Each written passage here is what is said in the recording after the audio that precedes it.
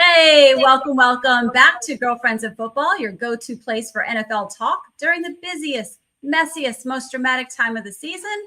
I'm Coach Desi here with Beth and Laura, and if Week 16 taught us anything, it's that December football does not care about your plans, your sleep schedule, or your holiday stress level.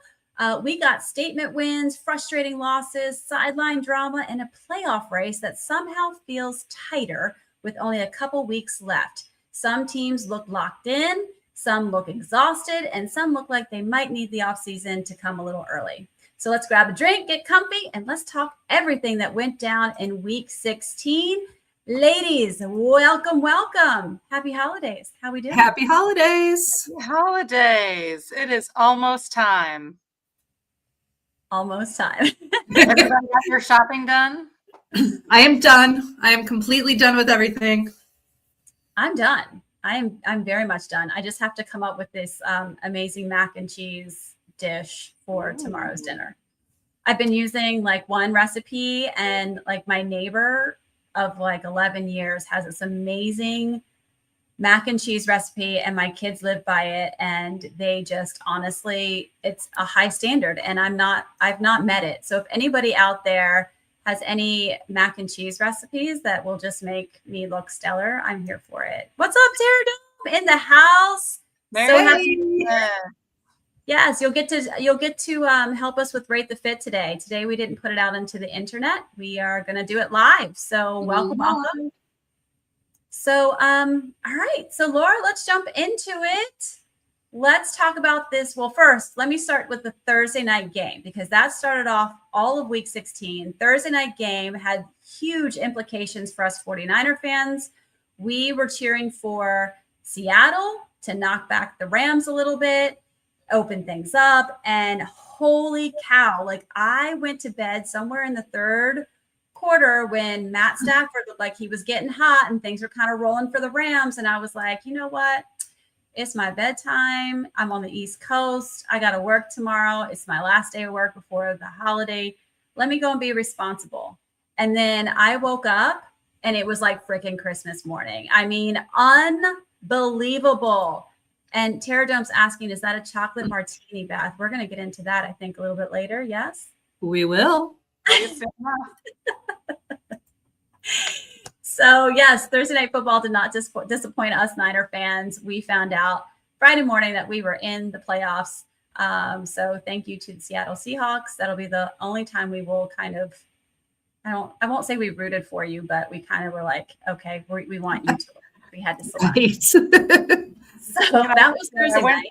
I went to bed early every night game this week because I've just been burned out and just exhausted. And so every morning I wake up, my husband's like, you need to stop going to bed. He's like, you are missing the best endings to all these games.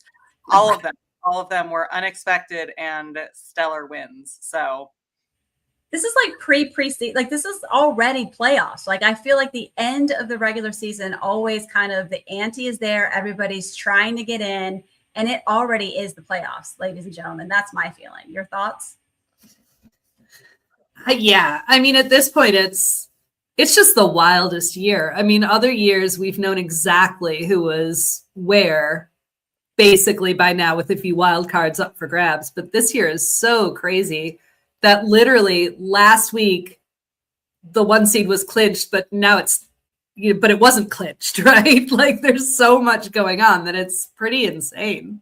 Yeah. And I guess to keep going down the road that you were talking about, Beth, these games are going into OT, and Saturday night you had the Packers playing the Chicago Bears.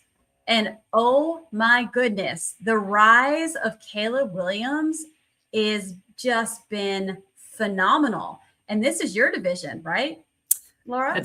It's my division. Yep. And you know, I absolutely refuse to root for the Packers, right? But they really needed to win that game for the Lions, but they did not win that game for the Lions.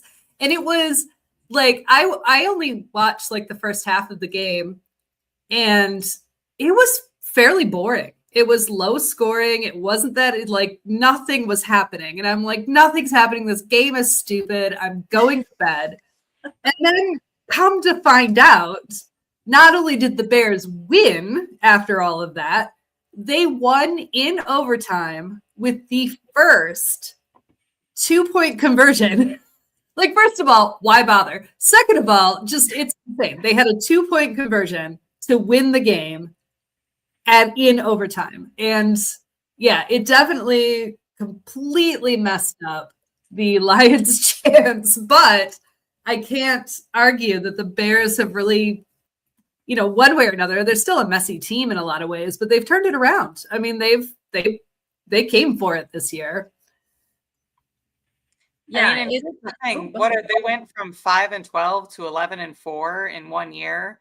Yeah. I mean, that's a huge testament to the coaching staff and to the players, right? You can call it messy, but Messi wins football games, and they're winning more than they're losing playing Messi. Exactly. Right? Like they're doing it all in the fourth quarter. I think they had like 6 or so comebacks from behind over the course of the season. I mean, it's just kind of their version of football this season. Right. Yeah. And we're going to get into the Bears a little more later with our cocktail, but you have to give props to, which I don't want to, but to Ben Johnson, who left the Lions to go to the Bears. Every Lions fan was angry about it, but he's done a pretty good job. And, I was a fan of his anyway from the Lions, but he's also from Asheville, North Carolina. He sent a lot of money to us after Helene. So I definitely like the man. I just wish he weren't coaching the Bears of all teams. Yeah. No, the 2-point conversion was the Rams-Seahawks game. The end of the Bears game was a huge throw by Caleb Williams. It was like 40-some, 50 yards. I got them mixed up. Yeah, it's a gorgeous, gorgeous throw by Caleb Williams in overtime, which is crazy. I mean, that's what I mean about the rise of Caleb Williams. He had some magnificent throws. It just looked great. And, Chicago, you should be proud. I mean, it's been a long time coming that you guys have had somebody with this type of caliber. You should have seen it coming. Any man that's comfortable enough to wear that, beautiful nail colors on his fingers going into the NFL, like that's not someone who's going to be easily shakeable, right? Like he knows who he is. He's not afraid to show it, prove it. And he just needed some time. And like to your point, Laura, Ben Johnson's been fantastic with him, patient, all the things. And now we're starting to see it all come together at the right time. So congratulations to the Bears. They had a huge, huge game. So let's talk about also, I think the other game, Beth, let's talk about your Bills. They played the Browns. And I think, am I right that Miles got a half a sack on Big Josh? He did. Miles needed a full sack to break the record. He was only given half of a sack. Whoever their other player is, however, got to Josh like 3 times. Josh is limping around a little bit today still. He did not practice. He had a little bit of a foot ankle injury during the game that gave all the Bills fans a scare for sure. But what I'd like to say is that Buffalo needs to play more than 2 quarters of football. We've been playing the second half, which has been super exciting to come back. This week, we decided to play the first half and then basically just manage the game from there on out. And, props to Shador. Like you can't give him that much time. He's going to be a great quarterback in the league at one point. He's still getting his feet wet, but the clock couldn't have run to 0 any faster for my liking. But we won 23-20. We're 11-4. We've got good things coming. Josh Allen didn't have a great game, but he didn't need to. We did enough. And like I said earlier, kind of with the Bears, ugly football is still winnable football. So sometimes good teams have to play ugly to get it done, but they know how to get it done even when it's ugly. Listen, a dub is a dub. I'm going to stand on that, especially in December, right? Like these are the ones that are super important, really making decisions as to where we are playoff wise. So yes. And Terradome brings up a great point too, back to the Packers game. after recovered onside kick. We completely forgot to talk about that too. The Packers do not do well versus onside kicks for whatever reason. That comes down to special teams. And, they talk about 3 phases of football. You've got to have it on all 3 phases. And something like that can be the difference between a win and a loss. So thanks, Terradome, for that. Laura, let's get into your Lions game because that was another exciting game. Beth and I were like, oh, we were feeling for you. That was an interesting game. By exciting, if by exciting you mean heartbreaking, right? I mean, we did not come out the gate great.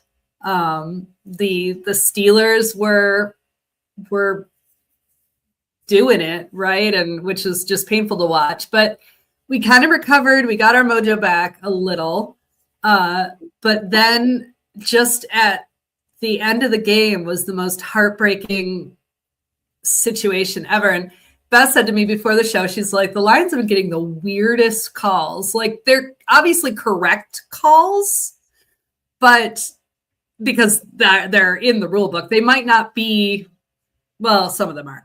But anyway, we are getting the weirdest call. Not all of them, because there was that, there was last week's catch that shouldn't have been a touchdown. But anyway, at the end of the game, we were close to winning.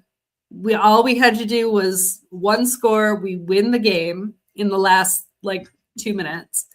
And we did score. So ostensibly we won the game. Points were on the board. And then we got an offensive pass interference call. Okay, fine. Whatever. We still have a little bit of time to try this again. We try again. A play went not great, but there was a bit of a recovery, and it was also a touchdown. Points were on the board. We ostensibly won the game when we got another offensive pass interference against Amon-Ra St. Brown. The points were removed. The time had run out. The Steelers won the game. And a friend of mine was at the game and he was texting me. He's like, I don't know what's happened. Did we win? He's like, I don't, because when you're at a game, you don't hear the commentary. You don't know what's going on. The points were still on the board on the Jumbotron. And he's like, what did we win? I don't know. Did we win? I'm like, we did not. So it's very sad. Yeah, that was a tough one. I mean, as a friend, I hated that for you. As a Niners fan, I have to say it helped us. So I get it. But this is another. But I'm gonna lead you to another girlfriends in football scenario here. So you guys lost, which helped my team. My team won, which helped the Bills. So the Bills clinched because of the 49ers beating the Indianapolis Colts on Monday Night Football. Guys, that was I was tense. There was no chat happening in our group chat on the phone. So I just was like, I'm gonna leave them alone because honestly, I don't know if I really even want to talk to anybody right now. It was they went down and scored right out of the gate. And then Philip Rivers, listen, I have great respect for him. I loved him back when he played. I also thought he only had 7 kids. Lord have mercy. He's got 10 with a grandchild. I would be doing crazy stuff like going back in the NFL after 5 years too, if that was the scenario at home. But I have such a great respect for him. I loved him when he was a quarterback actively before. I thought he was just very, very laser, just his ability to process what was happening on the field, just a smart quarterback. And I knew that if you left him time in the pocket, he could dice you up. And I knew our defense is not super strong. So I was just like, he's just going to dice us up and I'm just going to hope that he gets tired. It's Monday Night Football. I mean, I'm it's past his bedtime. It's past our bedtime. And so they went down the field, marched down, not a problem, scored. Brock Purdy and our offense gets on there. We march down the field, we score. They turn around, march down the field, and it was a little bit of this back and back. And then thankfully, there was a situation where there was a turnover and we got the ball back and we were able to then turn around and get an added score on top. So we kind of took over at that point, and honestly, they never really caught up to us. Brock Purdy threw for 295 yards, had a record high 5 touchdowns for his career. The last person to score that many in the regular season was a guy named Joe Montana, just some guy named Joe Montana. So, means a lot to our ball club right now that Brock is getting hot. It's clear that his turf toe is completely resolved. The downside was we did see George Kittle kind of hobble a bit off the field. He left, I think, towards the end of the third quarter. He was having a hell of a game. And so the reports are now saying that he's got a mid to low ankle sprain. We're going to talk about that here on Sports and Medicine here in just a bit. But basically, we wrapped up this game. CMC made his 1,000-yard rushing for the season. And I believe he's 163 or 64 yards from his receiving yards. So if he gets those, then he's going to be the first one in NFL history to have both 1K in rushing, 1K in receiving. So there it is. Brock Purdy. I got 5 on it. Yes, baby. Yes. And he did his little, my husband was trying to say it wasn't, but he did a little baby Dougie. It was just very slight. Like it might have just been one shoulder, but I knew it because I'm a dancer.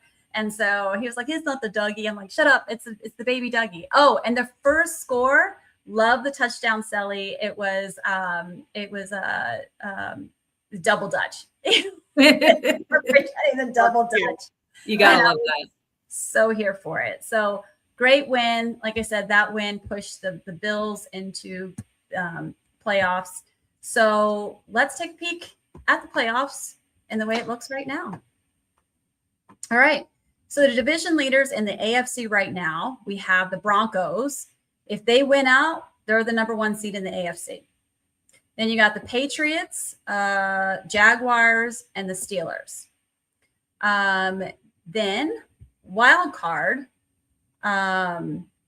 Chargers, the Bills, and the Texans. And then mathematically still alive somehow is the Colts, the Ravens, and everybody else is eliminated. Okay, so that's the AFC. The NFC, we've got the Seahawks, who are already, number 1 right now. Bears, Eagles, Panthers. Wild card is the Niners, the Rams, and the Packers. Laura, the Lions. Running out of time to turn their season around, and everybody else is pretty much mathematically eliminated except for the Bucs. They're out of contention for the wild card, but they can still win the NFC South. So there's a chance. Right. While we're talking about this, and we're talking about the Lions. Beth, I don't know if did you catch any of the Lions game? I did not. It was on, I think it was a 4:00 game, right? It was the 4:00 game.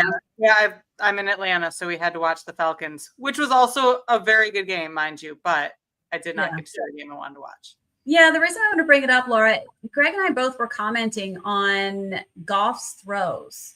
They don't look to be as tight of a spiral, and I kind of wonder if he's got something going on in his upper extremity. Is it shoulder? I mean, these guys are all banged up. It's the end of the season. They're limping through, that kind of thing. So I feel like he's wincing through something because it just doesn't look like the same ball. Do you feel the same? I mean, I don't know. He's always kind of played a little loose. It's a tough one because he looks like a giraffe when he's playing. So he's never been the most, the tightest of quarterbacks. He's not mobile either. So it's a tough one to really evaluate for me, for someone who's not like, I don't know whether somebody has a shoulder injury or not, unless they tell me, ow. But I'm not sure that there's anything going on. I think it's just the toll of the whole season coming down on him. And a lot of it is on his shoulders, even though it really isn't his responsibility. There's so much else going on in that field that does not have anything to do with him. So it's a tough one. And if he is injured, I mean, it kind of doesn't matter this year because we have 1 game, but 2 games technically. Well, it might not be an injury that we talk about, like, fracture Right. dislocation Like and out for concussion. surgery and all Yeah. that, but Right. Just something nagging irritation that just needs Yeah. a little bit more rest and rehab time off. which he'll get over the off season, I imagine, unless a miracle happens. But one thing to keep in mind is that were he to get injured, we don't have anyone else. I mean, we have a backup quarterback, but it's not. Yeah, Kyle. Are you Kyle's saying some- you'd be in an Indianapolis Colts scenario where we'd be in trouble? I mean, we do have a backup. We'd be more in the with the JJ Watt situation, with which of course we might benefit from, right? But JJ Watts is out with a hairline fracture. TJ? No, oh, sorry. What's the quarterback on Chargers?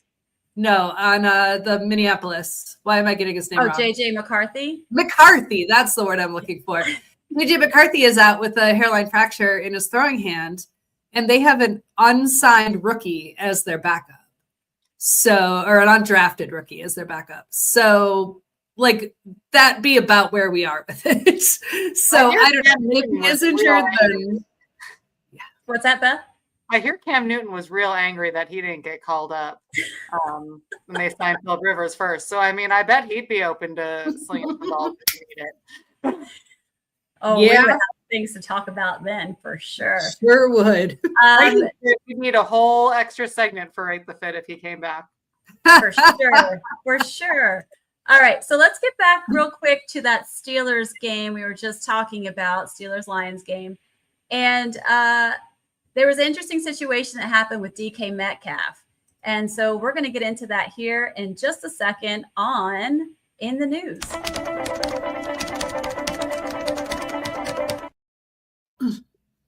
So DK Metcalf has found himself in some hot water again. He was at the game, went up to a fan that was, who knows, we're still waiting. There's all kinds of stuff coming out of he said this, he said that, a little bit of back and forth, but ultimately DK put his hands on the fan, pulled him up like by the shirt or whatever, and then kind of punched him up, like kind of released him, but not like a full punch. Right. He took a swing. It was a little swingish, but it wasn't like a full flat. It was not necessary. How about it was more than a football player up to need to go over to the stands to start out with. Right. You could have avoided all of that by staying on the field. Yeah. You put hands on a fan, period. Yeah. And that's just what the policy says here. But the NFL's policy says players may not enter the stands or otherwise confront fans at any time on game day. And if a player makes unnecessary physical contact with the fan in any way that constitutes unsportsmanlike conduct or presents crowd control issues and or risk of injury, he will be held accountable. And it has come out that he will forfeit the next 2 games without pay. Yeah, he has been held accountable. Lose $555,000, $556 in salary. Additionally, in his contract, there is money that is attached to his behavior. And if he were to get suspended for any reason that does not turn around and get, if they go back and say, never mind, we will clear it out. He can lose, I think it's $25 million of guaranteed money this in 2026. And I think it's $20 million in 2027. And it's not, it's leaving it open to the Pittsburgh Steelers as to whether he would get that money. So it's not going to be guaranteed to him, but if he it's already come down that he's fined. If this stays like this, he could lose an additional $45 million in the contract. That's stupid money. One. It is stupid money. Yes. 2, your team's in running for the playoffs, right? I mean, if I was Aaron Rodgers coming back, like this could be my last season, or maybe it's not, or whatever the hell he wants to do, right? And one of your players that you need on that field does something like that, God, he'd be in so much trouble. I can't believe the Steelers players didn't beat him up after the game. Right. Because if you're going to sit out 2 games, you're going to be injured. Yeah. Well, and it was the situation was kind of crazy because like the refs didn't see it. It happened on the sidelines during a break. And it was a CBS crew that happened to get it on camera. And now there's 2 different angles on it. So you can kind of see what happened. Of course, you don't know what the real story is, right? So the guy with the blue wig, so it just gets weird. You remember earlier in the season, we had that Mark Sanchez story, and it just kept getting weirder and weirder. This story it's not quite to that level, but it just keeps getting weirder and weirder. So apparently last year when Metcalf was on the Seahawks, he had reported an incident with that same fan in Seattle. So the guy was in Seattle and was heckling him. So the guy's in Detroit heckling him again. According to the guy, all he did was say his full name. He said his government name, but he said his full name, and apparently Metcalf didn't like that. But DK Metcalf has a completely different story, that he made a your mama slur and he used a racial slur. But the only people that really know that are the people that were sitting right next to the guy, right? Because it's the only people who could hear it. So you have no idea what actually went down. However, on top of all this, the guy in the blue wig has lawyered up. He's ready. He's ready to take this all the way. So he looked ready at the moment when he was almost cheering when he got pushed back by DK. So exactly. It almost and that's the thing. You're a professional athlete. You have to learn where your boundaries are. You got to learn how to and I can't say that it's not hard or it's not easy, right? I'm just saying that there's so much at stake for you, for your team, for your family. I mean, that's $500,000 that you might come out of your pocket for what? For some clown in the stands? Because he was being baited. Yeah, exactly. Yeah, the bait exactly. He was being baited. You know that fan knew what he was doing. Yeah. No, that fan was looking for that. He was looking for multiplication. He was looking for a reason to rile him up enough to create a scene. And assuming he said what DK Metcalf said he said, right? Let's assume that he did. Sure, if you're a civilian, maybe punch that guy. But he might deserve it. He might be a complete a-hole and deserve to be punched. But in this situation where you're the professional and you're doing your job, you have to know how not to do that. Go through proper channels, whatever it means, but you can't just punch a fan, even if that fan is a complete a-hole. Yeah, I wonder if there's just something else that could be done, even from a protection of the you've got security all the way around. If there's some unruly fan that's popping off, is there something that could be done? Could a player go to one of the security guards and say, "Hey, guy, man, we need to tell this fan to pump the brakes a bit. Let's check his alcohol intake." I don't know. I don't think it's fair for players to have to take that. Right. So, where's the bounds for that? But also to your point, he's a professional, and ultimately it's going to cost you. It's not going to cost that guy anything. Exactly. Cost you everything. So unfortunate situation, unfortunate for DK. It's unfortunate for the Steelers. I mean, no one wins in this situation. And so that sucks. But what doesn't suck were the fits coming into week 16. And boy, did they not disappoint. Let's head into Rate the Fit.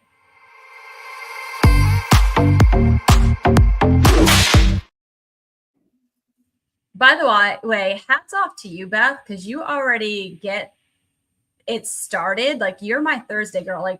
Beth starts sending me fits on Thursday, which is so fantastic because I have to wait all the way until Monday before I start getting all the fits together to wait for all the games. And this is what this girl put in my inbox. Look at this. Oh my gosh.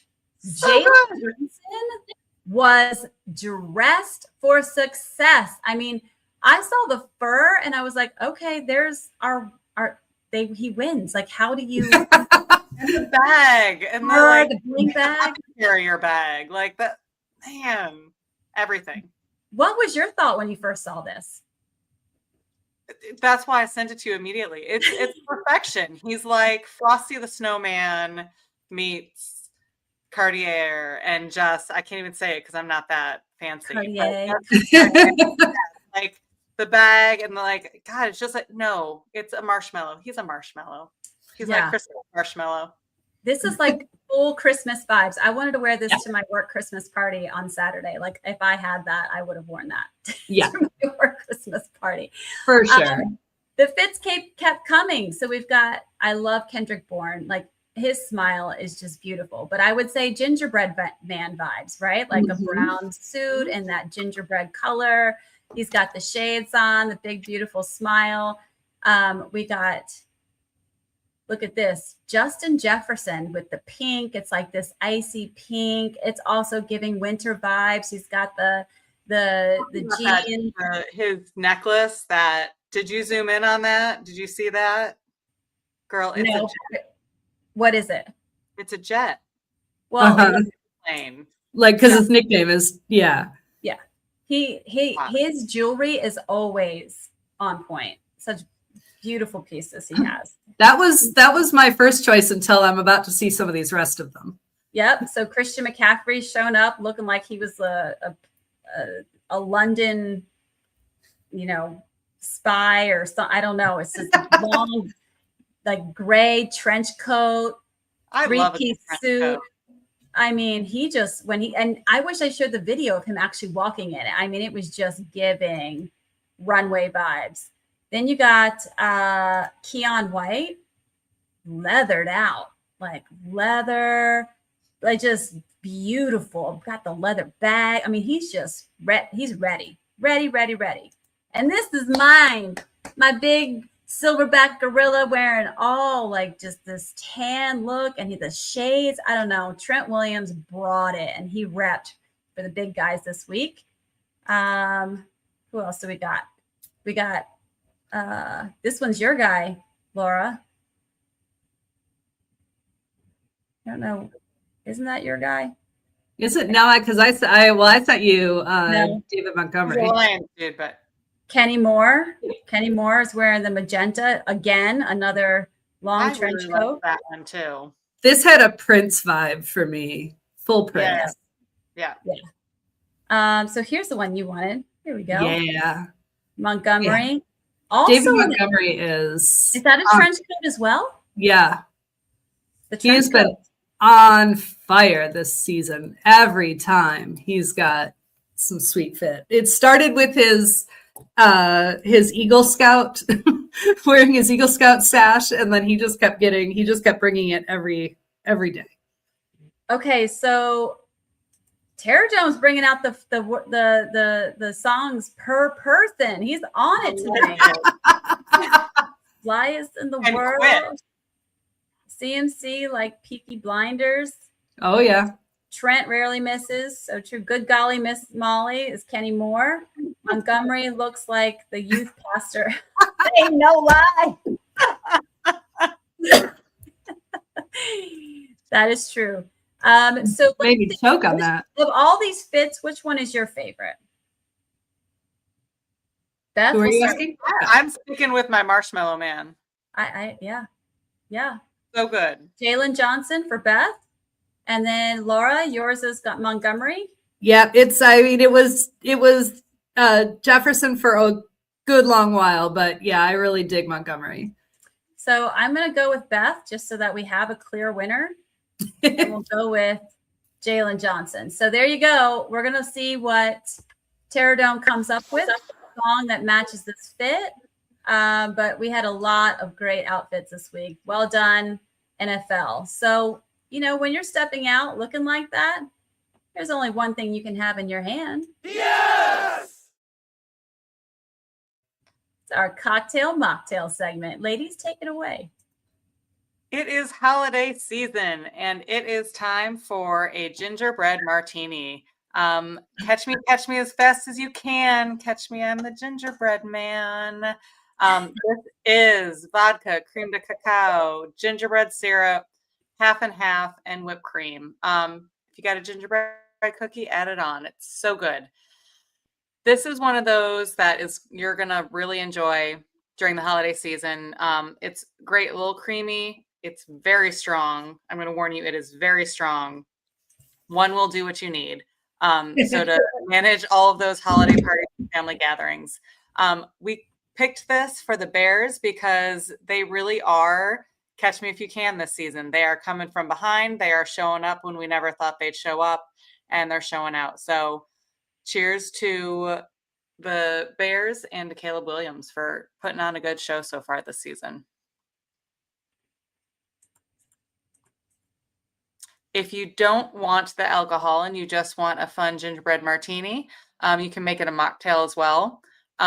We use vanilla oat milk for this to make it creamy, ginger snap cookies crushed up in it to help give the ginger throughout, a little bit of maple syrup. Yeah, right. Cinnamon, ground ginger, cloves. Great idea. This called for stevia. I would just use more maple syrup personally. But that's just to your discretion. This would be a really fun one to make with the kids. So I think this one would be a good one to do again with the kids for the holidays as something fun. Christmas Eve, Christmas Day, something different.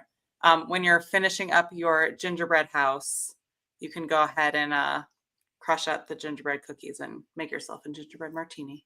I finished mine. It's gone. I could not. I just kept. We could do the cocktail earlier in the show in the future. I'm like trying to sip to make sure it stays all the way to the end of the episode. I'm like, I was doing that, and then I just kept drinking it. It's really good. There's just so much happening. That's why I now have water on the side too. All right, I'm gonna bring back next the thing we're picture. gonna open with a cocktail. Let's bring back. Oh no, why won't it move? Let's bring back the picture. I don't know why it won't let me. So Jalen Johnson, the white coat. The song is, oh, this is what he was saying. The flyest in the world, OT Genesis. And he stepped out of the Maybach Benz.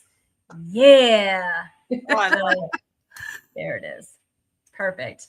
All right. So I know a segment that my Niners fans want to hear from is what is happening with George Kittle and his injury.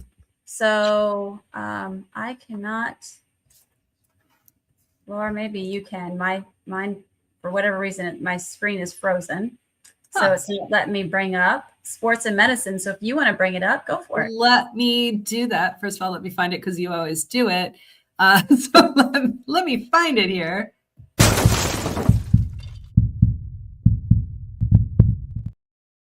There it is. So our beloved George Kittle sustained what we're calling a mid to low ankle sprain. Went out in like the third quarter of the game for Monday Night Football. We hated to see it because he was just on a tear and was having a hell of a game. But I don't think we need to worry too much. They've ruled out a high ankle sprain. Beth, you want to walk us through what a mid to low ankle sprain is? So a high ankle sprain is what it sounds like. You know, you're looking at something higher up on the ankle, which ends up being more irritating and more disruptive for a player. High ankle sprains tend to keep you out of the game longer. A mid to low ankle sprain is probably more of what most of us would feel when we roll our ankle or sprain our ankle, right? So if we step off a curb wrong or we do something like that, we roll our ankle, it gets sore, irritated, swells up a little bit. We're going to have a few days where it's uncomfortable, might not be able to put weight on it. But within a week or so, you're usually feeling pretty good. And depending on the grade of the injury, rehab is fairly quick, fairly straightforward. Range of motion, some quick strengthening, mobility, and he should be back playing by next week. I can't fathom he would require much more time than that to tolerate. return to play. Yeah, I think there's a good chance we see him back for Sunday night football. Mm-hmm. But George, if you're watching, you do have a friend that has a hyperbaric chamber that might be able to help a brother out. So reach out to your boy, Fred Warner, and let's see if we can get you back in better shape. Also, I would like to point out that Brock Purdy was sick. Like, not like sick, man, he's sick. I mean, he was also that, but he was physically sick. Like during the game, I told my husband a couple times, I'm like, do you see how irritated his nostrils are? I bet he's sick. And at the end, I had heard that he had been battling a cold. I'm like, that's the only way his nostrils would be that red.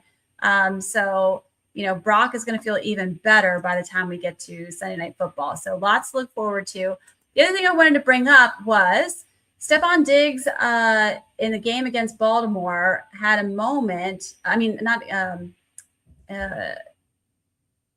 After making a catch, he suffered a hard landing and was flagged for a concussion. And despite the medical staff's decision to keep him in the blue medical tent, Diggs was physically restrained to keep him in the tent, but eventually escaped to rejoin the game.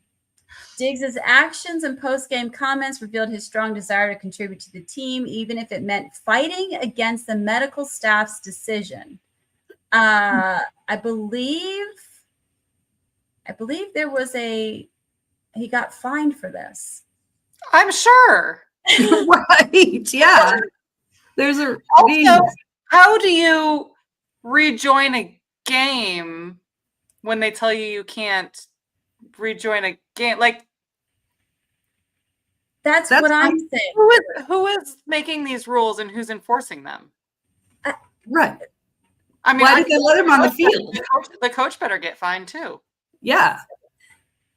I mean, it's crazy. I'm looking to see because I actually was watching. Obviously, you guys know that my husband's a Ravens fan. I was watching the game, but I was so tired. I was falling asleep off and on in between my husband yelling. Lamar got hurt and watching Lamar limp off and his back, and God, that poor man. Yeah, it's been a bad season on him.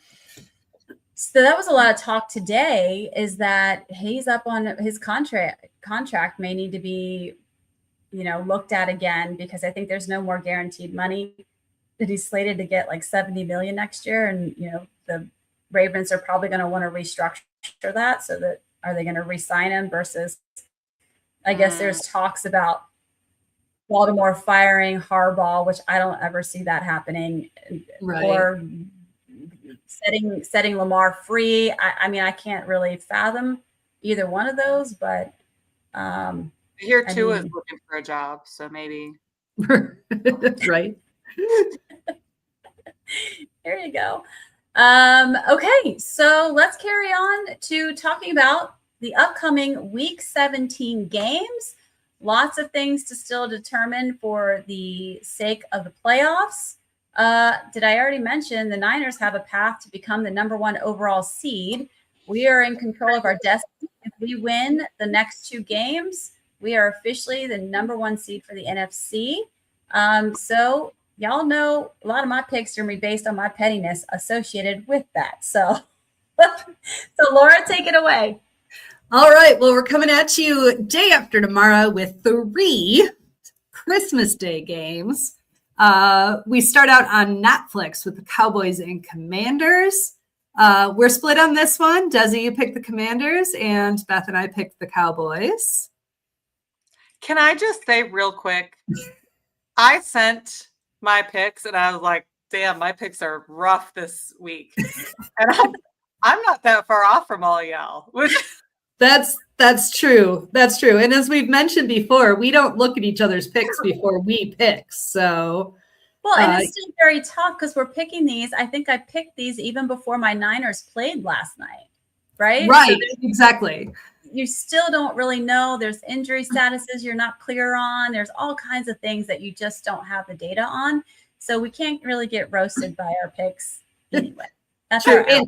And Beth, your actual text to me was making some crazy choices this week.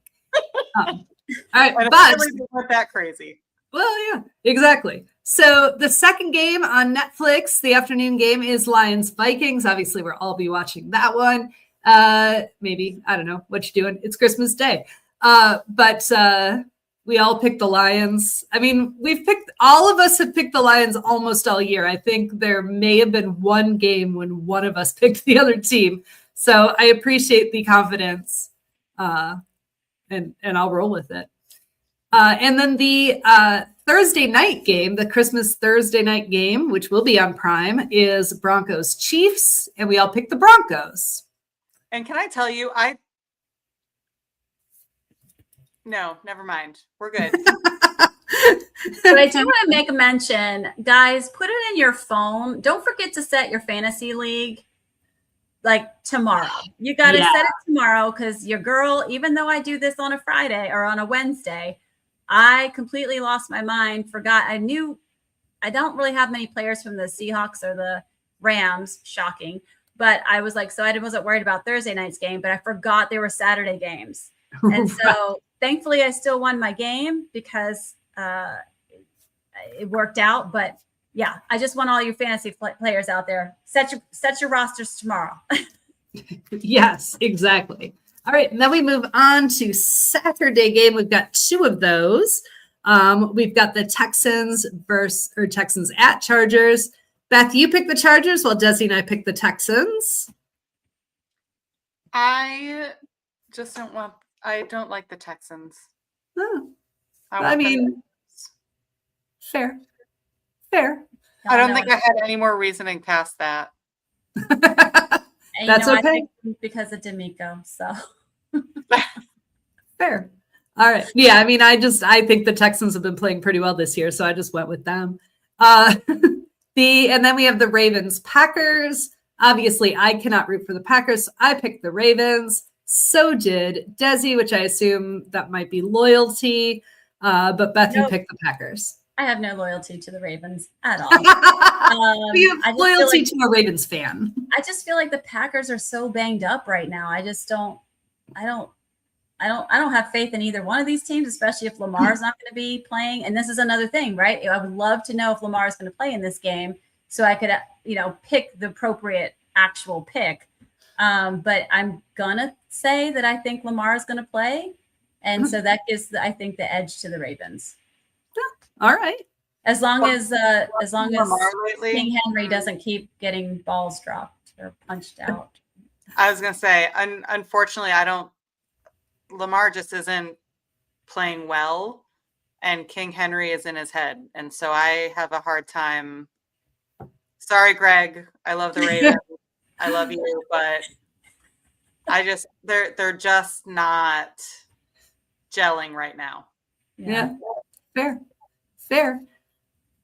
All right. You know what? I think I added I don't think I put my right pick on the next one. I don't believe I picked. I didn't put any of our right picks on the next one. I was just getting ready to say, because I know I did not pick the Seahawks. Yeah, absolutely. So swap those around. All three of us actually picked the Panthers, and I'll have to make a note of that for when I review the picks to make our standings. But we all picked the Panthers, not the Seahawks. This is opposite day. We did not pick the Seahawks. We picked the Panthers. And I think it's because we're all like, how do you not root for an underdog team like the Panthers? Plus, how are they in first place? Right. Continue. No, I'm just anti-Seahawks right now. Sure. But the Panthers have been like, it's been a Cinderella story. Like, it's crazy what they've done this season. So yeah, good on them. All right, Cardinals, Bengals. I picked the Cardinals. You all picked the Bengals. Joe Burrow showed up last week with a vengeance. So I had a hard time going against whatever he showed up with. And the Cardinals haven't been anything much to be impressed with.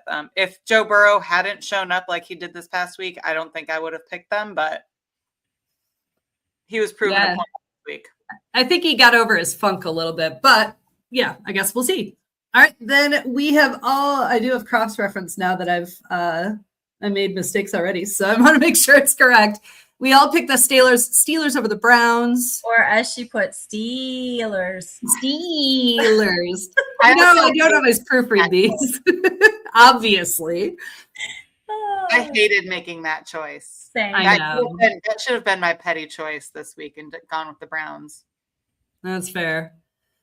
We've all picked the Jags over the Colts. It's interesting where the Jags are this year too. So, yeah. I will, going back to the Steelers-Browns game, I will say this will be the game that Miles breaks his sack record. All right. Yes, I agree. I think that's fair. All right. Jags, Colts. All of us picked the Jags. We're just riding that wave. By the way, did you see that Anthony Richardson is still wearing sunglasses? I've got to believe that's still related to his orbital fracture. Oh, yeah. Carry on. Sorry. All right. Bucks, Dolphins, little Florida showdown here. We all picked the Bucks. And then Pat's. Oh, yeah, exactly. And then Pat's Jets. Desi, you went with the Patriots. We picked the Jets. I think Beth and I, neither of us like to root for the Patriots. So, I mean, I don't like to root for them, but it's hard to not. I mean, this Drake May is doing some incredible things, and the Jets are the Jets, bro. So, right. But here's the thing: if the Jets beat the Patriots, the Bills still have a chance at the division. So, I gotta roll all my dice in that direction. Okay, that's fair. All right. Listen, I'll be okay, but I will take an L on that one if I need to. And I realize the point of picks is who do we think will win, but often my pick is who would I rather win? Well, and this is like air quote playoff time right now. So, I mean, anybody could win. This is like when you're just like, people just show up that never showed up the whole year for no good reason, right? People that are out of the playoffs that are just trying to knock somebody else out of the playoff. Like it's pretty cutthroat right now. So anything. And speaking of which, the Saints, the Saints who have had a few random victories here and there against the Titans. Desi and I picked the Saints, and Beth, you picked the Titans. It's at home. Also, I live in Atlanta, so I feel some kind of way about the Saints. So, Titans. There's my upset. How about that? That'll be my upset of the week. All right. All of us picked the Giants over the Raiders. That's a crazy game, too, because, whatever. It's going to be a crazy, terrible game is what it's going to be. Yes. And then Eagles, Bills. We all picked the Bills. No big surprise there. Fingers crossed. And I think I'll be honest here again. I think it will depend on the Patriots-Jets outcome. I think if the Patriots lose, the Bills are going to go balls to the wall. If the Patriots win, we're more concerned about being healthy for the playoffs. So you may see, we'll still play hard, but I think you may see a little bit more caution to keep people healthy and injury-free for playoffs. So I think a lot of it will come down to that 1:00 game as to what our 4:00 game looks like. Yeah. All right. And Bears 49ers, no big surprise. We all went with the 49ers. I really need the Bears to lose. So let's do it. Even though the 49ers winning is, actually, I don't know whether it matters for us anymore. Bebop Jones, yes. Bebop just said Bills versus Niners Super Bowl would be dope. I have been wanting this ever since, what is his name for ESPN? Chris. This was the Super Bowl he always wanted, and I keep calling it his Super Bowl if it happens, because he kept wanting the Bills Niners back in the late 80s, early 90s. Yes. Sorry, I got very distracted by that. No, that's Chris. What is his name? Berman. Yes, Berman. Chris Berman. Chris Berman Super Bowl. Yeah, thank you. Yes. Carry on. Sorry. All right. Monday night, we have the Rams Falcons. I went with the Rams, and you all went with the Falcons. Falcons on Monday night. Listen, it's going to be in Atlanta. We're going to be swag surfing. I'm going to be the biggest Falcons fan right now. Girl, I'm throwing it out there. If anybody's got an extra ticket, I am in Atlanta and we'll be in town. Shoot. Hook us with 2 tickets because I'll go with her just to crowd surf and be in the Mercedes Benz for sure. So the other thing, I don't know, we haven't talked about this, ladies, is I know I said the Niners have a way to become the number 1 overall in the NFC, but they have the potential for their next 5. Like they just played in Indianapolis. Their next 2 games are home. If they clinch the number 1, they will play throughout the playoffs at home. And guess what? The Super Bowl would be at home. So there's a potential where they could have the next 5 games all at home. That would be incredible for them, for sure. Yes. For sure. All right. That is all of the picks. We'll see how we do. But before you close out the show, Desi, I've got a little gift for you all. Little something that we talked about last week, but I went ahead and did that for us to hold on to. I will put it on our socials, but let's have a little Christmas card here. Based on the Josh Allen and Haley Steinfeld baby announcement. I replaced the snowman with baby Josh. That is epic. That's our Christmas card. That is our holiday card to all of you. Yep. I will post it. Maybe it'll be our Christmas Day post. Maybe ornament. Yes. And listen, for all of you that are listening right now, we do have a game that we're going to be playing in the postseason that's going to be interactive and prizes are involved. So make sure you keep track of our podcast and our socials so that you can make sure you're part of that. We're going to have some really awesome prizes to give away, and it's going to be really, really fun. So make sure you keep joining back with us on Wednesday nights, usually. Next week, we're going to be Tuesday, again at 8 p.m. Because of the holidays, we're having to push to Tuesdays instead of Wednesdays. And so that'll be previewing week 18. We'll talk about the game that we're going to play with you guys at that podcast. It's going to be a shortened podcast, short and sweet. So make sure you don't miss it. And I think that would be all for this week. And so that's our week 17 preview, right in the heart of the holiday season where the games matter more, the margins are thinner, and the stress somehow hits harder. Thank you so much for listening to Girlfriends in Football and making us part of your December routines, whether that's travel days, last-minute shopping, or hiding from your relatives to watch football. If you enjoyed this episode, make sure you're subscribed, leave us a review, and share it with your football-loving friends. We'll be back with Week 18, playoff implications everywhere, and very little room for mistakes. Until then, enjoy the holidays, stay warm, and may your team give you at least one win to celebrate. That is it. Happy holidays and happy football. Merry Christmas. Go Bills. Happy holidays.